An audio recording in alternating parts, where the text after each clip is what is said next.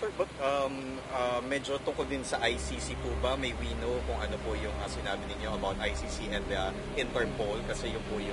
Hindi yun ang issue ron. Ang issue ron naman habeas corpus eh. We answered it already. Sinagot na namin.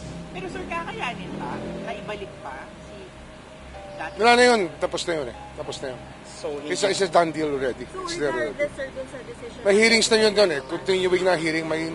I think there's judicial notice that the hearings are ongoing already in The Hague. So, and there is a setting for September 23. So we rely on that.